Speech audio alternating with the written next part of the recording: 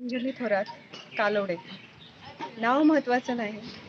आज हे मराठा साम्राज्य ज्यांच्या रक्तावर उभं राहिलंय ते आमचे आराध्य दैवत छत्रपती शिवाजी महाराज, छत्रपती संभाजी महाराज आणि त्यांच्याच सोबतीनं आपल्या रक्तानं ज्यांनी हे साम्राज्य उभं केलंय ते सरसेनापती हंबीररावजी मोहिते मामा. या भूमीत निषेध व्यक्त करावा लागतो हीच खरं तर खेदाची गोष्ट आहे, पण दुर्दैवानं ती करावी लागते. मी स्वतः एक महिला आहे, एक महिला उभी राहते. हंबीरराव मोहिते यांच्या घराण्यातली असे शब्द वापरते आणि विषय चालू होतो. आणि समाजातील चौथा स्तंभ ज्यांना म्हटलं जातं ते कुणीतरी एका यूट्यूब चॅनलचे सर्वेसर्वा तुषार खरात येतात आणि ते आमच्या सरसेनापतींचा फोटो आणि त्यांचं नाव असं लावून ह्या घटनेला प्रसिद्धी देतात. यातून त्यांना त्यांचा TRP वाढवायचा आहे.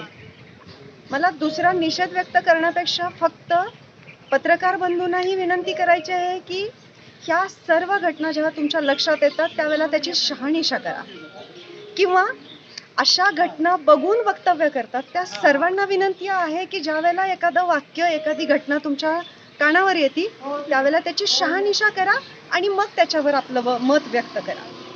ह्याच्यानंतर सातारा जिल्ह्याचे SP असतील, मंत्री महोदय असतील, पालकमंत्री असतील किंवा मंत्रालयात मुख्यमंत्री आणि आमचे 2 उपमुख्यमंत्री असतील, या घटनेकडे प्रत्येकाने पाहावं. पक्षीय सगळं राजकारण बाजूला ठेवून कुणीतरी येतं आणि आमच्या दैवतावर बोलतं, कुणी पण येतं टिकला मारतंय आणि जातंय. तर या माध्यमातून त्यांना एकच सांगायचं आहे की इथून पुढं अशी वक्तव्य बेताल झाली तर महाराष्ट्र तर मान्य करणारच नाही. आणि ज्या भूमीत मी उभा राहिले त्या भूमीतली कन्या महाराणी ताराराणी साहेबांचं एक वाक्य आहे, आम्हा मराठा मुलींना जशी फुगडी घालायला येते तशी गरज पडली तर हातात तलवारही घेता येते. आमच्या घराण्याबद्दल असं बेताल वक्तव्य पुन्हा झालं तर महाराष्ट्र माफ करणार नाही. हे ह्या माध्यमातून मी आपलं मत व्यक्त करू इच्छिते आणि ह्या अत्यंत निंदनीय गोष्टीचा निषेध व्यक्त करते. पक्ष कोण आहे, मंत्री कोण आहेत, एखादा व्यक्ती तळातून मंत्रीपदापर्यंत जायला त्याला काय कष्ट घ्यावे लागतात हे त्या व्यक्तीला माहीत असतं.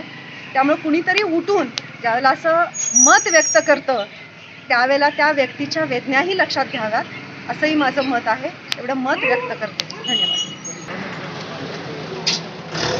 आम्ही आज सरपंच परिषद महाराष्ट्र आणि आम्ही तळबीर ग्रामस्थ ज्या तुषार खरात या पत्रकारानं जवळजवळ मला वाटतं 8 ते 10 दिवस झाले त्यांनी त्या महिलेनं कुठं हंबीरराव मोहित्यांचं नाव घेतलं नाही घेतलं, त्या बाईचा आणि आमच्या गावचा तसा अर्थात काही संबंध नाही. आणि माझं विरोधी पक्षाला आव्हान आहे की आपण तो विषय सारखाच चघळत बसू नये. विरोधी पक्षाला सुद्धा तो विषय इथंच थांबवावा, कारण सत्ताधारीपेक्षा विरोधकच याला जास्त खतपाणी घालतात. तर कृपया विरोधकांनी हंबीरराव मोहिते यांचा कुठेही उल्लेख करू नये, नाहीतर आम्ही हंबीरराव मोहित्यांचं 13वं वंशज तळबीरचे सगळे मोहिते आम्ही विधान भवनाबाहेरून उपोषण करू एवढं त्यांना मी आवाहन करतो. आणि जयकुमार गोरेसारख्या सामान्य घरातून आलेल्या माणसाला कुठेतरी बदनाम करण्याचा यांचा प्रयत्न आहे, तो ह्या लोकांनी पत्रकारांनी थांबवावा आणि त्या खरात आम्ही निषेध करतो. जय हिंद, जय महाराष्ट्र. ओके.